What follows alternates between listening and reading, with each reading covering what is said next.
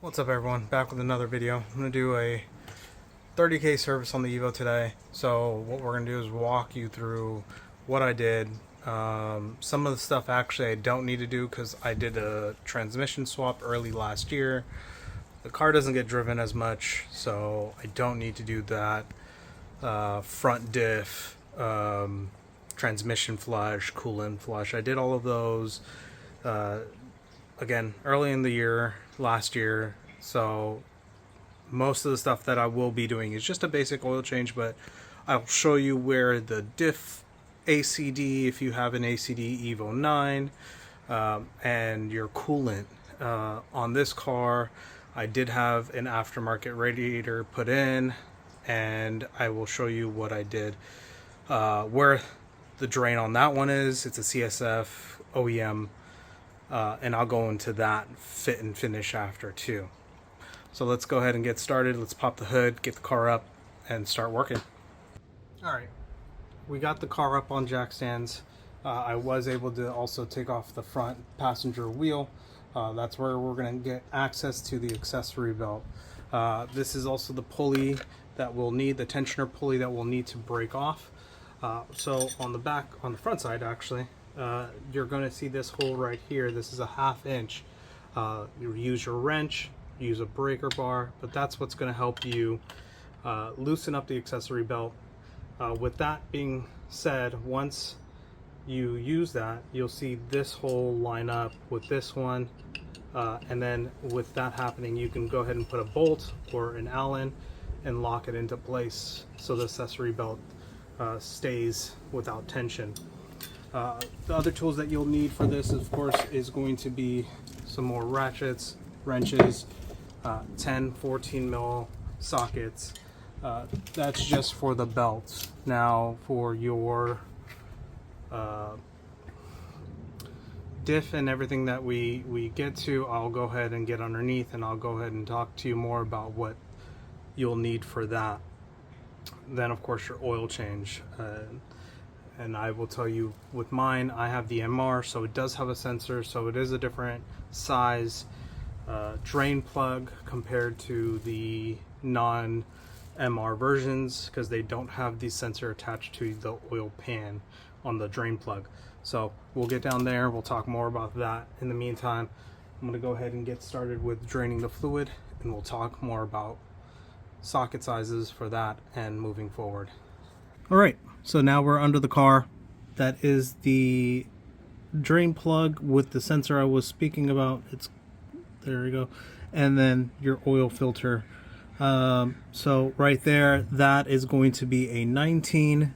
And then I do have a specialty wrench that I use to remove the oil filter. So we'll go ahead and pop those off, drain that out, and go from there. Alright, so this is your ACD. That's also one of those 30k services when you're trying to do all your fluid flushes, something you should consider doing. That is going to be also, that's going to be a 24 mil socket that will fit right over there. So that'll get that off. You can drain it from here. On the other side, now rotate onto the back side over here. Let's see if I can get it right there. That's gonna be your 17 mil, and that's where you're gonna fill up the ACD. So what you're gonna do is, obviously you won't be able to fill it up unless you have some type of pump transfer or some sort, but what I would do is crack that open first, and then drain your fluid, so that way the pressure goes down. Physics, you know, will push out from the bottom, drain all the fluids there. And once you're done draining, you would cap the bottom obviously back up, and reversed start filling it up, as I mentioned before, using a transfer. What you're going to want to do is fill it up till you'll start seeing it seep a little bit out of the fill hole. That will be more than enough to fill that up. Usually it should be about 3/4 of a quart. I use OEM. I heard good things about other brands, but that is the one I am using currently. So let's move on to the transmission. So here we are on the transmission side. That is going to be above right here is going to be your fill hole. And right down here, that's going to be your drain hole. That again, 24 mil and your 17 mil. Same concept, drain, pull this out so air flows through, and cap this off when you're done. Start filling until you start seeing oil, gear oil seep through. That's it for transmission, transfer case. That's your LSD, your transmission fluids.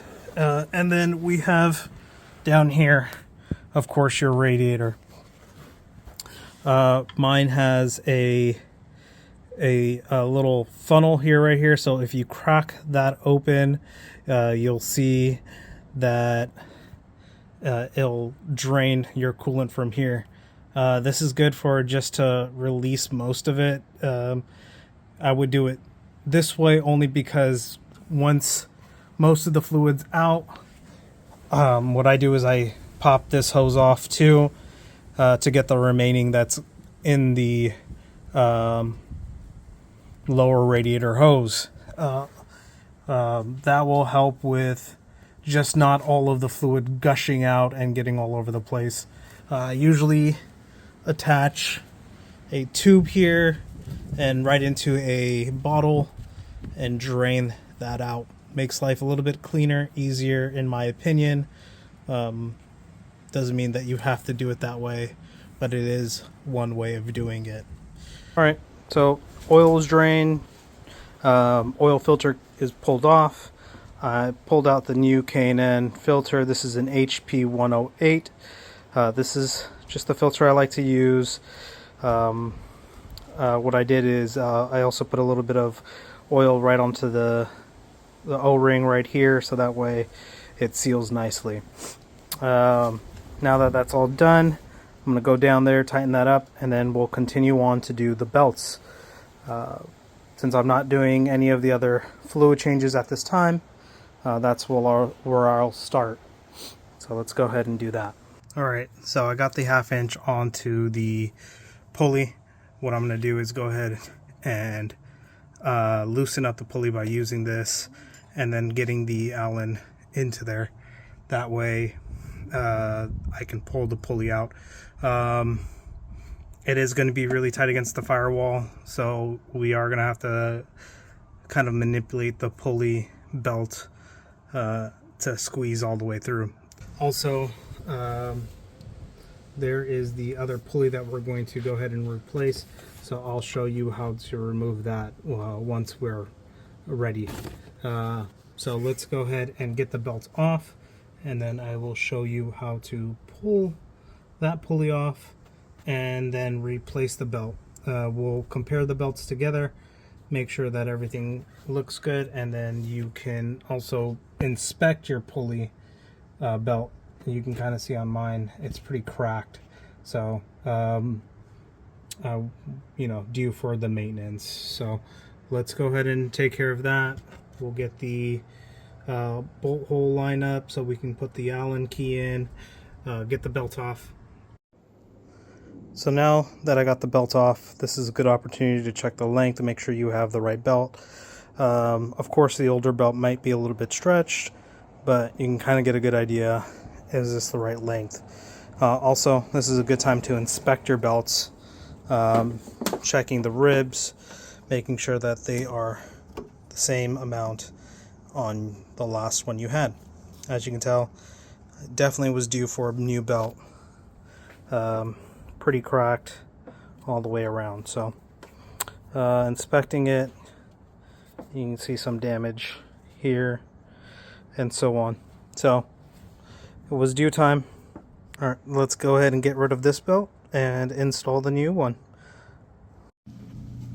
All right, so what we have to do now is we're going to have to remove those bolts to get the motor to sink just enough to remove the idler pulley bolt. What I'm going to do first is go ahead and remove this. This is a JDC kit titanium bolt, so this is an M6 Allen head. We'll remove that, pop those 12-point nuts off. 3 of those are also JDC, and then from there we are going to try and remove the idler pulley bolt.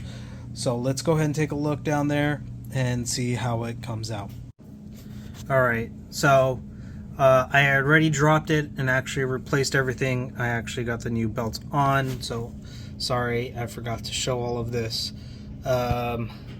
So there is the idler pulley. As you can see, it wouldn't have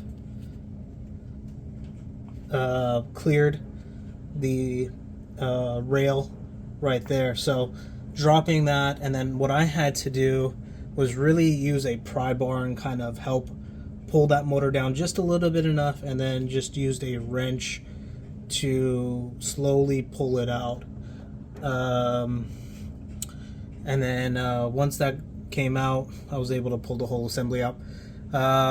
Once it came out, it was easier kind of to put that in, just again slowly using the wrench to tighten it all up and then putting it in. Now as far as the belt goes,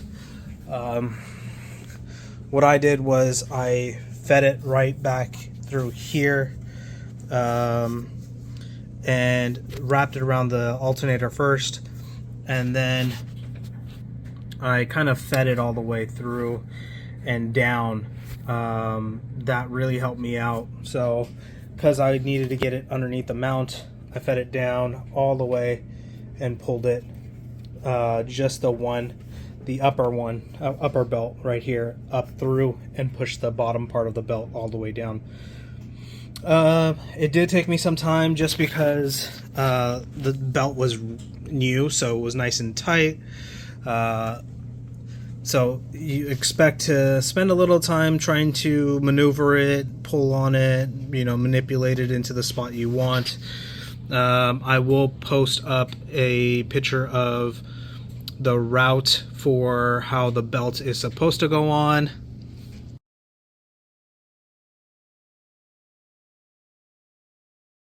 And also the torque specs, again, for the tensioner.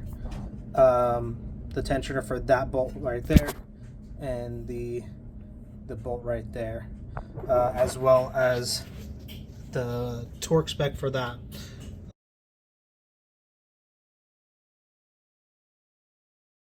Honestly, there was no way I could get a torque wrench into there. It is like approximately 60 foot-pounds, so I kind of just used a wrench and just kind of tightened it as tight as I could, with me weighing about 200 pounds. I figured that's probably good enough of me yanking on it. So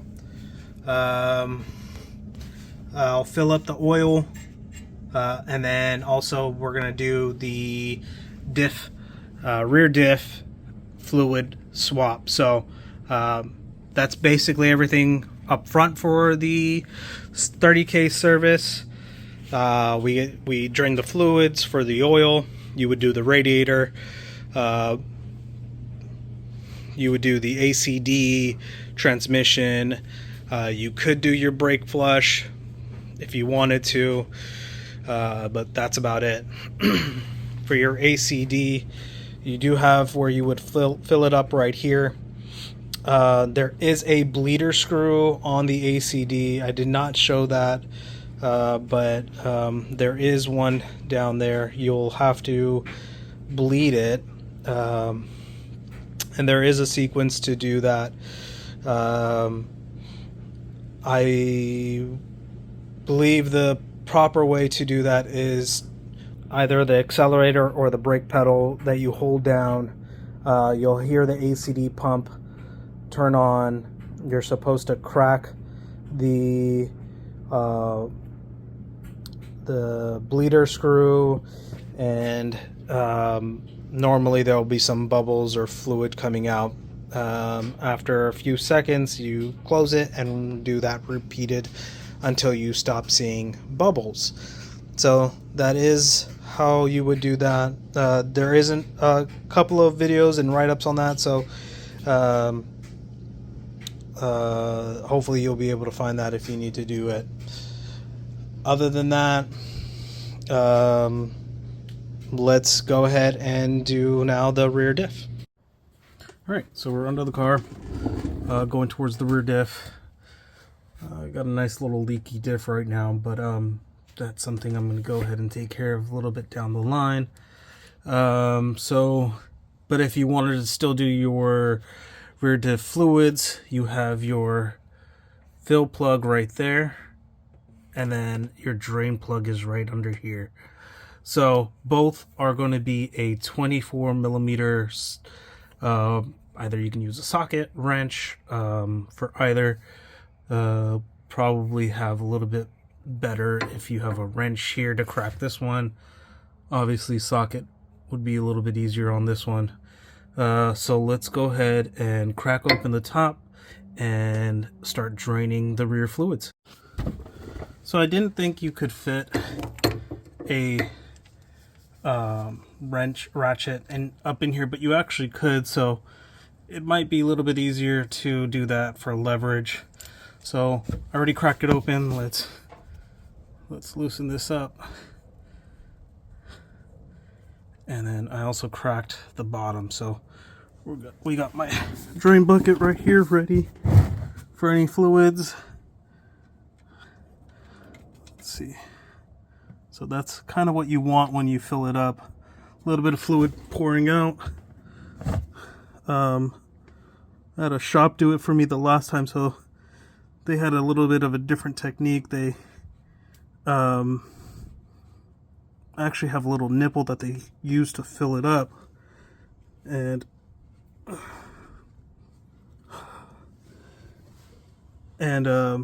that's how they got a little bit more fluid than what you see coming out. Usually it's just a drip that's coming out, but and then this is a little tight, so let's just go ahead and use the wrench. Just pop that off.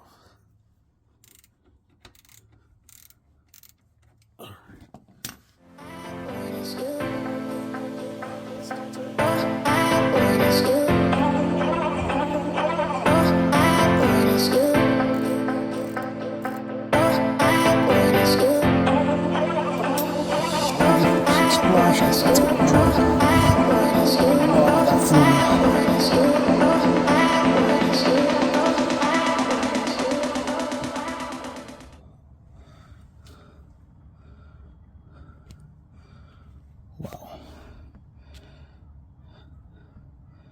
So I don't know if that's a good thing.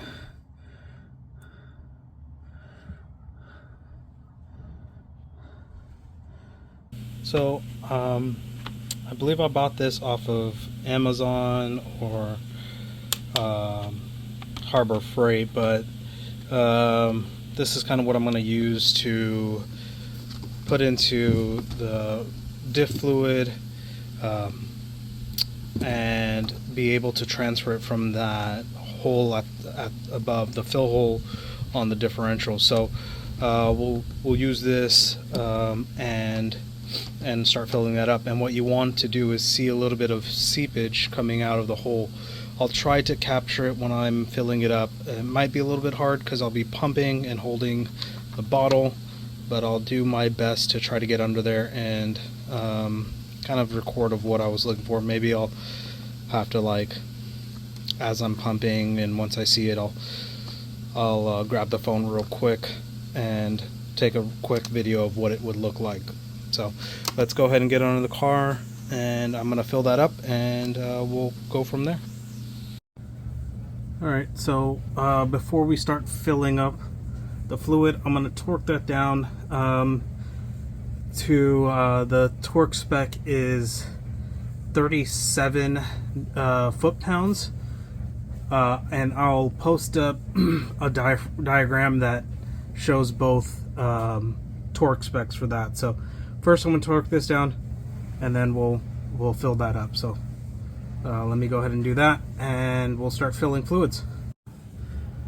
Alright, so I've started filling it up, and this is kind of what you want to start seeing once you start filling it up. You see how it starts to pour out every time I pump into it. So that means that we're pretty much there. We can probably stop. I'm gonna fill it up again, just so that way I'm only doing this for the video, just adding extra fluid. But I'm gonna do that. So fill it up again, and then quickly drain it, or sorry, not drain it, but plug in the fill plug, so that way we can retain all of that fluid that's coming out.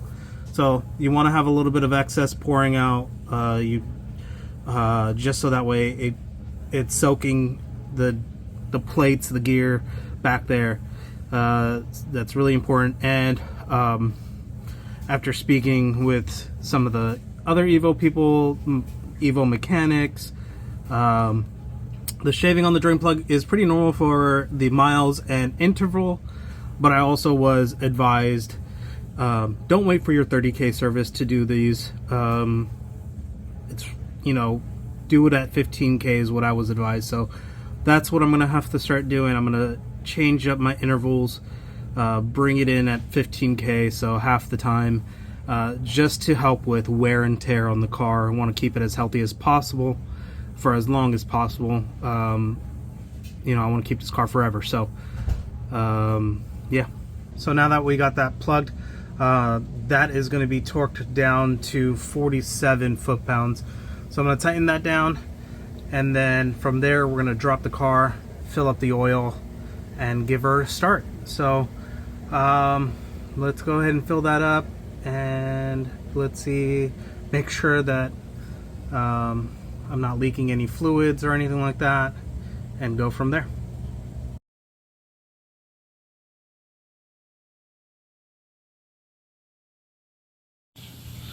Alright, so we're back up top filling up the oil. Typically what I like to use is the VR1 Valvoline 10W30. So we'll fill that up and go ahead and run the motor, check the fluid levels, and then we'll go ahead and drop the car. We'll run it for a little bit also, because I want to make sure that I'm not dripping any oil or rear diff, since those are the only two I really cracked open this time. Make sure that I'm okay, safe where I am. Make sure the belt, since we haven't ran the car yet because there was no oil, make sure the belt is okay. We won't have any issues with it squealing or popping off, or any other issues like that that we should be concerned about, and go from there. So in just a minute you'll see the car up and running. Alright, we're back in the car, filled up the fluids. Let's go ahead and give it a start and see if we have any noise, any leaks. So ready, and then we'll also run it for about 30 seconds to get the oil filter filled up, and we can check our oil levels and go from there. So cranking over.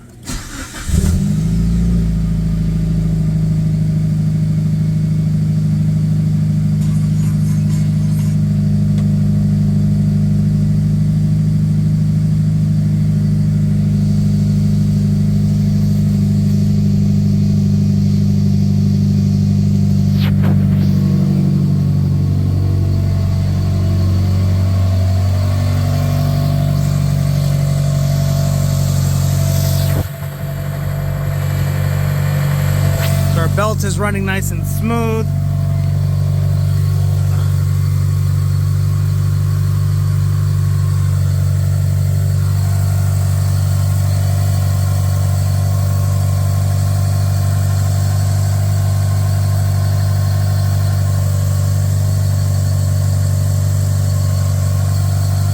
That's just residual oil. That was just some residual oil from when we filled up. Let's go ahead and check the back.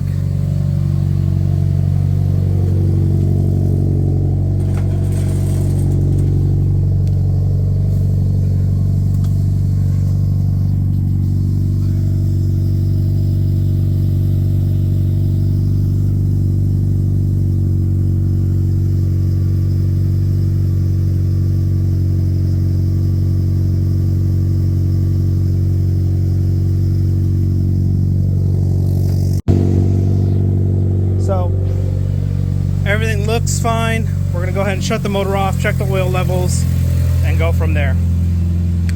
So let's turn this off. Let's go ahead and check the oil now that we've ran the motor for a little bit.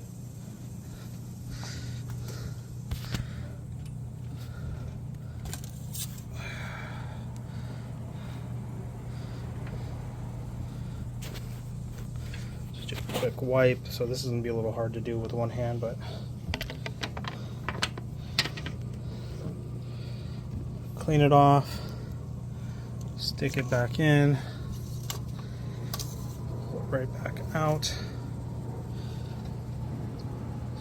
So looks like we still need to fill it up a little bit more, so I'll do that. Right now I've filled it up with 4 quarts. So I just like to do that just to check and see where we are before I fill it all the way up. I believe it takes about 4.5 quarts. We'll go and fill it up.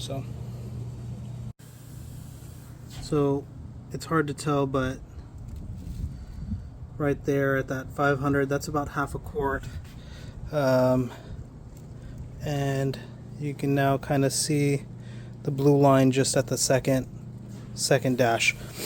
So we're looking good. Fluid looks really nice and clean. So we'll go ahead and drop the car. We're good to go now. Go for a test drive. I'm gonna go for a haircut and see how the car runs. So I did mention earlier about fit and finish of the CSF radiator.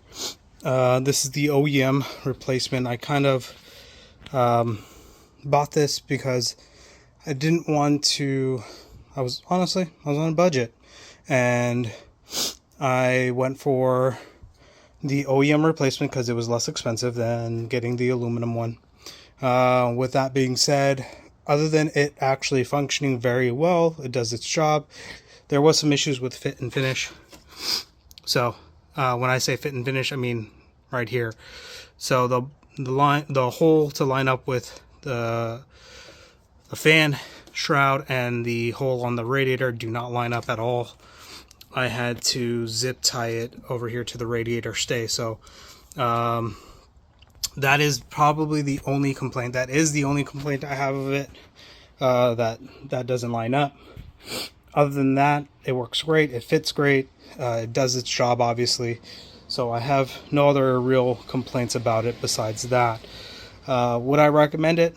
Sure, if you don't care about that. If you're on a little bit more of a budget and don't want to spend upwards of hundreds of dollars to $300 on an aftermarket one. I think this one was about $90. So that's kind of why I went with the OEM replacement. I'm not making high horsepower, so I'm not looking to keep the car extremely thick radiator cool. Right now I'm just stock besides a full exhaust and intake. With that being said, again, it's good, not great. I give it 3 stars, but that's my opinion. So I'm gonna go take it for a test drive, and I'll see you guys on the next video. Thanks for watching. If you like it, please like, subscribe. I really appreciate the love. So yeah, hopefully I'll see you guys again on the next video.